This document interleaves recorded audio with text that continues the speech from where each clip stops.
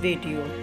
आज हम लोग टेंस पढ़ेंगे और टेंस में इसका पार्ट फर्स्ट पढ़ेंगे, जिसमें हम पढ़ेंगे प्रेजेंट इंडेफिनिट टेंस। तो इसमें हम लोग ये जानेंगे प्रेजेंट इंडेफिनिट टेंस की पहचान क्या होती है, टेंस क्या होते हैं। तो आइए स्टार्ट करते हैं।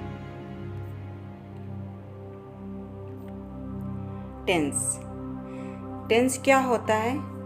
जब हम लोग बेसिकली बात करते हैं, अपने प्लान्स बताते हैं या साधारण रूप से कोई भी बात करते हैं, तो 3 प्रकार से करते हैं। या तो हम वर्तमान समय में बात कर रहे होते हैं, वर्तमान समय की बात कर रहे होते हैं, जैसे मैं जाता हूँ, मैं खाता हूँ, मैं खा रहा हूँ, मैं खा चुका हूँ। या हम पास्ट टेंस में या पिछले समय की बात करते हैं, जो समय बीत चुका है उस समय की बात करते हैं, या हम आगे आने वाले समय की बात करते हैं। तो इसी आधार पर टेंस का विभाजन हुआ है। तो टेंस होते हैं 3 प्रकार के। पहला प्रेजेंट टेंस जो वर्तमान समय को शो करता है। दूसरा है पास्ट टेंस जो गुजरे हुए समय के बारे में बताता है, उसके बारे में बात करता है। फ्यूचर टेंस जो आगे आने वाले समय के बारे में बात करता है। तो इन 3 टेंस को विभाजित किया गया है 4 पार्ट्स में। तो इस प्रकार से आपके पास टोटल 12 टेंस होते हैं। मेन टेंस है आपके present tense, past tense, future tense. हर एक टेंस को 4 भागों में बांटा गया है, जैसे present indefinite tense, present continuous tense, present perfect tense, present perfect continuous tense. अगला पास्ट टेंस। तो पास्ट टेंस के भी 4 पार्ट हैं, past indefinite, past continuous, past perfect, past perfect continuous. Future indefinite, future continuous, future perfect continuous. तो आज हम लोग बात करेंगे प्रेजेंट इंडेफिनिट टेंस की। तो प्रेजेंट इंडेफिनिट टेंस में ये देखते हैं प्रेजेंट इंडेफिनिट टेंस में किस प्रकार के सेंटेंस होते हैं। इस टेंस में प्रयुक्त होने वाले वाक्य में प्राकृतिक घटना, सर्वव्यापी सत्य तथा आदत प्रकट करने वाले कार्य होते हैं। प्राकृतिक घटना जैसे सूरज उगता है, पूरब में उगता है, हवा चलती है, इस प्रकार की जो प्राकृतिक घटना है। सर्वव्यापी सत्य क्या होते हैं? यूनिवर्सल ट्रुथ, जो हमेशा सही रहने वाले वाक्य हों। तीसरा है आदत प्रकट करने वाले वाक्य, जो काम लगातार बार बार किया जाए, जैसे कुत्ते भौंकते हैं, कुत्ते अजनबियों पे भौंकते हैं। तो ये जो वाक्य हैं ये आदत को प्रकट करते हैं और इन वाक्यों को हम प्रेजेंट इंडेफिनिट टेंस में बनाते हैं। तो देखते हैं इनकी पहचान क्या होती है। जिन वाक्यों के अंत में ता है, ती है, ते हैं, ता हूँ आदि शब्द आए, वो होते हैं प्रेजेंट इंडेफिनिट के वाक्य। जैसे उदाहरण लेते हैं कुछ। राम जाता है, तो इसमें लास्ट में दिया हुआ ता है। सीता गाती है, तो ती है। वे नाचते हैं, ते हैं। तो ये आपकी प्रेजेंट इंडेफिनिट टेंस की पहचान है। ता है, ती है, ते हैं, ता हूँ, इस प्रकार के जो सेंटेंस आए वो आपके प्रेजेंट इंडेफिनिट सेंटेंस में होंगे। अब इसका हम लोग ग्रामेटिकल स्ट्रक्चर देखते हैं, किस प्रकार से प्रेजेंट इंडेफिनिट टेंस के वाक्यों को बनाया जाता है। तो सबसे पहले देखेंगे पॉजिटिव या अफर्मेटिव सेंटेंस को बनाने का तरीका। इसमें सबसे पहले लिखा जाता है सब्जेक्ट प्लस वर्ब की फर्स्ट फॉर्म। वर्ब की फर्स्ट फॉर्म मतलब जो आपका वर्ब का मेन रूप होता है। फिर है वर्ब की फर्स्ट फॉर्म में एस या ईएस भी जोड़ते हैं, प्लस ऑब्जेक्ट, प्लस अगर कोई अदर वर्ड है तो वो लिखेंगे, अगर नहीं है तो नहीं लिखेंगे। अब वर्ब की फर्स्ट फॉर्म किसके साथ में कैसे लिखते हैं और उनके साथ में एस या ईएस कब जोड़ते हैं, तो ये देखते हैं। वर्ब की first form I, we, you तथा अन्य जो भी प्लूरल सब्जेक्ट आए उनके साथ में वर्ब की फर्स्ट फॉर्म का यूज किया जाता है। लेकिन वर्ब के साथ में एस या ईएस कब जोड़ते हैं? जब हमारा सब्जेक्ट सिंगुलर हो या प्रॉपर नाउन दिया हो, किसी का नाम दिया हो, जैसे सीता, गीता, राम, श्याम, इस प्रकार से, या singular subject he, she, it के दिए हों, तो हमें एस या ईएस को जोड़ने की ज़रूरत पड़ती है। अब जब सिंगुलर सब्जेक्ट हो तो वर्ब में हमें एस या ईएस जोड़नी पड़ती है। तो वो किस वर्ब में हम एस जोड़ते हैं, किस वर्ब में हम ईएस जोड़ते हैं, तो ये भी देख लेते हैं। जब हमारे वर्ब के लास्ट में एस, एक्स, ओ, सी एच या एस एच आता है तो उस वर्ब में ईएस जोड़ना पड़ता है। बाकी जितने भी वर्ब्स होंगे उनमें हमें केवल एस ही जोड़ना पड़ता है। जैसे हम इसका एग्जाम्पल लेते हैं, PASS, पास, तो इसमें लास्ट में आया है एस, तो इसीलिए इसमें जोड़ना पड़ेगा ईएस, तो हो जाएगा पासेस। मिक्स में आया है एक्स, तो इसमें ईएस जोड़कर मिक्सेस। पुश में SH, तो इसमें भी ईएस जोड़ा जाएगा, हो गया पुसेस। दूसरे वर्ब्स में सिंपली एस जोड़ते हैं, जैसे स्लीप में स्लीप्स, एस जोड़ के स्लीप्स हो गया। अब इसके हम कुछ सेंटेंस देखते हैं, उदाहरणों को देखते हैं कुछ। जैसे तुम तुतलाते हो, तो तुम यहाँ पर यू, ये प्लूरल में आता है, यू के साथ में वर्ब की फर्स्ट फॉर्म का ही यूज किया जाता है, इसमें एस या ईएस को नहीं लगाते हैं। तो यू स्टैमर, स्टैमर मीन्स तुतलाना होता है। नेक्स्ट है वह अपने पौधों को पानी देता है। अब वह यहाँ पर है सिंगुलर सब्जेक्ट, तो सिंगुलर सब्जेक्ट होने पर हम वर्ब के साथ में एस या ईएस को जोड़ते हैं। तो सबसे पहले होता है सब्जेक्ट, फिर वर्ब, फिर ऑब्जेक्ट। तो वह ही वाटर्स हिज प्लांट्स, ही के साथ में वाटर मीन्स होता है पौधों को पानी देना, तो वाटर्स एस जुड़ेगा। अब लास्ट में है आर, तो आर आने पर हम एस को ही जोड़कर बनाएंगे वर्ब। नेक्स्ट है रोहन गाता है, तो रोहन सिंगुलर सब्जेक्ट है, तो Rohan sings a song, Rohan गाना गाता है, तो Rohan sings a song. Subject plus verb plus object, तो रोहन सब्जेक्ट है, सिंग्स वर्ब है और ऑब्जेक्ट सॉन्ग, अ सॉन्ग। मैं पुस्तक पढ़ता हूँ, अब आई के साथ में वर्ब की मेन फॉर्म ही आती है, तो आई रीड अ बुक, इसमें हम एस या ईएस का यूज नहीं करते हैं आई के साथ में। ओके, इसके अब देखते हैं कि निगेटिव सेंटेंस को किस प्रकार से बनाते हैं। सबसे पहले सब्जेक्ट, अब इसमें सब्जेक्ट होता है, फिर डू या डज होता है, फिर नॉट का यूज किया जाता है।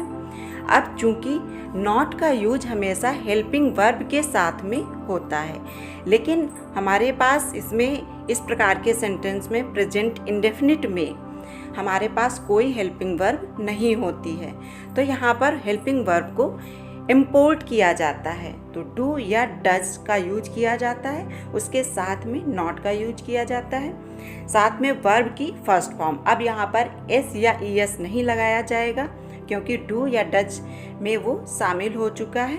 डज का जब हम यूज करते हैं, जो सिंगुलर सब्जेक्ट होते हैं उनके साथ में हम डज का इस्तेमाल करते हैं, तो उसमें हम ईएस जोड़ देते हैं। प्लस ऑब्जेक्ट अगर दूसरा वर्ड है तो उसका यूज किया जाता है। डू प्लूरल के साथ में, जो प्लूरल सब्जेक्ट होते हैं उनके साथ में डू का यूज करते हैं, और सिंगुलर सब्जेक्ट के साथ में डज हेल्पिंग वर्ब का यूज करते हैं। अब अगर निगेटिव में नेवर आ जाए तो नेवर होने पर किस प्रकार का ग्रामेटिकल स्ट्रक्चर होता है? Subject plus never plus verb की फर्स्ट फॉर्म। अब इसमें नेवर के साथ में हम डू या डज का यूज नहीं करते हैं, इसीलिए वर्ब की फर्स्ट फॉर्म में ही अगर सिंगुलर सब्जेक्ट है तो एस या ईएस को जोड़ देते हैं, plus object plus other word. आइए इसके कुछ एग्जाम्पल्स देखते हैं। तुम उबासी नहीं लेते हो, तो you do not yawn. Yawn means उबासी लेना या जम्हाई लेना। नेक्स्ट है, वह लॉन की घास को छोटा नहीं करता है, तो he does not mow the lawn. Mow the lawn means घास, लॉन की घास को छोटा करना। मोw मीन्स होता है घास को काटना। अब देखिए ही के मतलब ही या सब्जेक्ट के साथ में तुरंत डू या डज का यूज हुआ है। हेल्पिंग वर्ब के साथ में ही नॉट का यूज करते हैं, उसके बाद हम वर्ब का यूज करते हैं। तो he does not mow the lawn, ऊपर है यू डू नॉट यॉन, तो you subject, do helping verb, उसके तुरंत बाद नॉट, फिर वर्ब। ओके, नेक्स्ट है, तुम नहीं तुतलाते हो, तो तुतलाना होता है स्टैमर, तो you do not stammer. You subject के साथ में डू का यूज करते हैं। वह स्कूल कभी नहीं जाता है, कभी नहीं की मीनिंग होती है नेवर, तो he never goes to school. अब देखिए ही यहाँ पे सिंगुलर सब्जेक्ट है, इसीलिए ही के साथ में हम गो नहीं लगाएंगे बल्कि गोज लगाएंगे, ईएस जोड़ कर ही वर्ब का यूज करेंगे। अब यहाँ पे नेवर आया तो नेवर के साथ में तो हम डू या डज का यूज कर नहीं सकते हैं, इसलिए he never goes to school.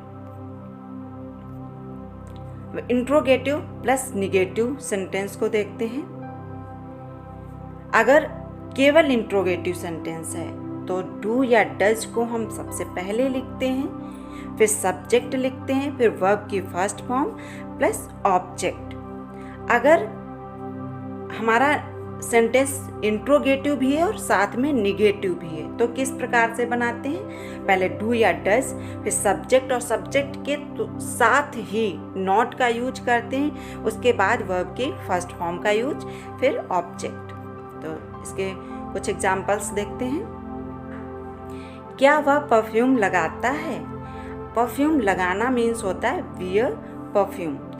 Perfume जब हम बॉटल लेकर ऐसे उड़ेल के लगाते हैं, अपने ऊपर परफ्यूम डालते हैं बॉडी पे, तो उसे वियर द परफ्यूम बोलते हैं, वियर परफ्यूम बोलते हैं। और अगर हम उसको बॉडी के कुछ पॉइंट्स पे लगाते हैं, जैसे कान के पीछे, अपने नस पे, हाँ कलाई की, तो वहाँ पर अप्लाई का यूज किया जाता है। तो does he wear perfume, does he के साथ में डज का यूज होगा क्योंकि ही सिंगुलर सब्जेक्ट है और सिंगुलर सब्जेक्ट के साथ में डज का यूज करते हैं। तो सबसे पहले डज, फिर सब्जेक्ट ही, फिर उसके बाद में वर्ब की फर्स्ट फॉर्म, तो वियर परफ्यूम। नेक्स्ट है, क्या वह तुम्हें नहीं समझाता है? तो समझाना होता है मेक समबडी अंडरस्टैंड, किसी को समझाना, मेक समबडी अंडरस्टैंड। तो does he not make you understand. अब ये निगेटिव का भी सेंटेंस है, इंट्रोगेटिव प्लस निगेटिव। तो डज, फिर उसके बाद में सब्जेक्ट, फिर सब्जेक्ट के तुरंत बाद में नॉट का यूज, फिर वर्ब की फर्स्ट फॉर्म यू अंडरस्टैंड। तो does he not make you understand. इसमें कुछ इस वर्ड्स की मीनिंग ऐसी दी हुई है जो आपके रेगुलर में भी यूज आ सकती है, तो उन मीनिंग्स पे ध्यान दीजिएगा।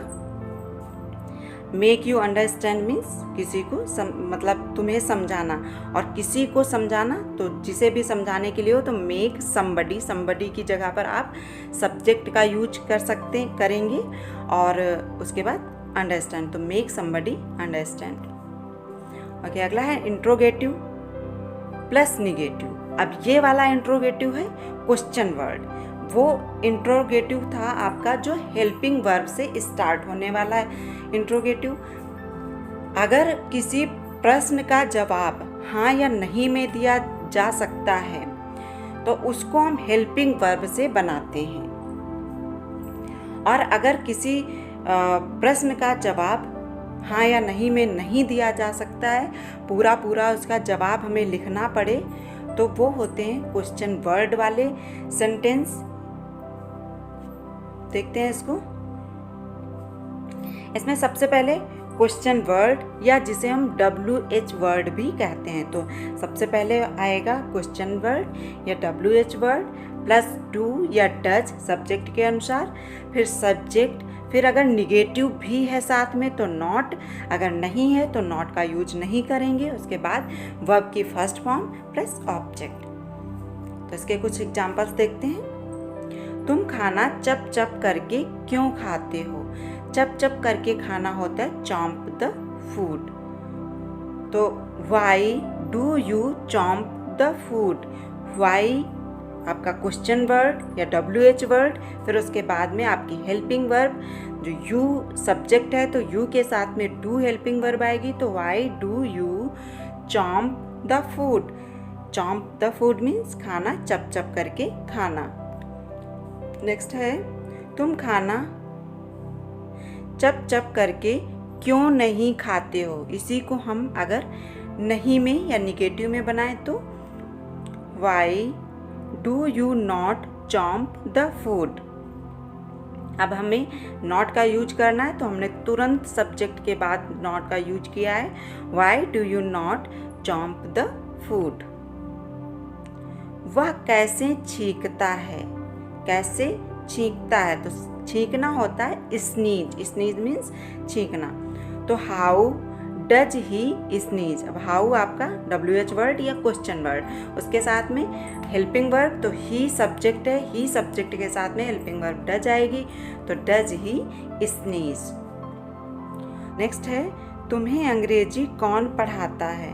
तो हु टीचेज यू इंग्लिश? यहाँ पर हु या कौन ये सब्जेक्ट का कार्य कर रहे हैं, और अगर शब्द कौन या हु कर्ता का कार्य कर रहे हों तो पहले प्रश्न सूचक शब्द या हु का यूज करते हैं, उसके बाद वर्ब की फर्स्ट फॉर्म का यूज करते हैं। यहाँ पर हम डू या डज का यूज नहीं कर सकते हैं। ओके, नेक्स्ट है अगर इंट्रोगेटिव सेंटेंस में हाउ मच कितना, हाउ मेनी कितने, हुज किसका, विच ये शब्द का यूज हो, तो यहाँ पर हम उनके साथ में रिलेटेड नाउन्स का भी साथ में ही प्रयोग करते हैं। आइए देखते हैं इसके कुछ उदाहरण।